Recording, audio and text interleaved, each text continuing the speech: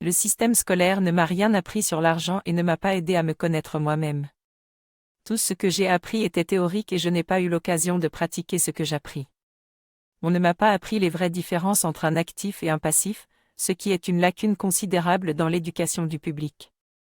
De plus, j'ai compris que si j'étais un employé, je penserais comme un employé et si je faisais preuve d'individualisme, alors que si j'étais un entrepreneur, j'aurais une mentalité collective. En revanche, les riches savent comment devenir plus riches, tandis que les pauvres ont peu de chances de s'en sortir, car ils travaillent gratuitement. Il est important de trouver un vrai professeur qui possède une expérience pratique dans le domaine que l'on souhaite apprendre, car les faux professeurs n'ont pas suffisamment de connaissances pour enseigner quoi que ce soit. L'école devrait nous apprendre à mieux nous connaître et nous donner les compétences nécessaires pour être un créateur et résoudre les problèmes qui ne sont pas résolus. Pour apprendre quelque chose de pratique, il est important de le faire et de le pratiquer. Si vous ne pouvez pas le faire immédiatement, enseignez-le à quelqu'un d'autre pour intégrer ce que vous avez appris et le savoir encore mieux. J'ai appris que la classe socio-économique n'est pas uniquement déterminée par le revenu, mais par une attitude fondamentale vis-à-vis de l'argent. Les gens pauvres qui disent souvent « je ne peux pas me le permettre » sont en fait bloqués par cette mentalité restreinte, alors que les riches cherchent des solutions pour pouvoir se payer ce qu'ils veulent. Les riches ne sont pas égoïstes car pour devenir riches, ils ont dû créer de la valeur pour les autres, offrir des emplois, etc.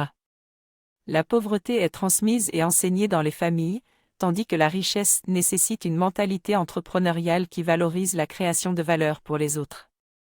Les employés travaillent principalement pour leur salaire, alors que les entrepreneurs cherchent à apporter de la valeur sur le marché et à résoudre des problèmes pour leurs clients. Les entrepreneurs ont une mentalité collective, tandis que les employés ont une mentalité individualiste en pensant principalement à leur propre salaire.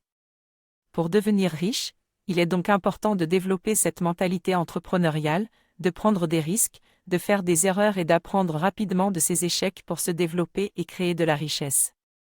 Dans cet épisode, je vous recommande 2 livres, Taki les cadres ont du cash flow, de Robert Pio et Père riche, Père pauvre, de Robert Kiyosaki. Si vous êtes employé, je vous suggère d'investir le peu de ressources que vous avez en dehors de vos heures de travail et de votre salaire pour créer une idée de business rentable. Automatisez ensuite votre offre de service ou produit pour optimiser votre temps. Créez ensuite une deuxième source de revenus avec les bénéfices de la première source pour ne pas payer d'impôt dessus. Réinvestissez les bénéfices des 2 premières sources pour créer une troisième source de revenus. Quand vous êtes prêt, investissez les bénéfices des 3 sources pour contracter des dettes et investir dans l'immobilier. C'est ce que McDonald's a fait. En vendant des burgers, l'entreprise a créé des bénéfices qu'elle a réinvestis dans des dettes immobilières pour acheter des immeubles où elle crée d'autres restaurants. Cela a permis à McDonald's de diminuer les taxes et d'augmenter sa croissance.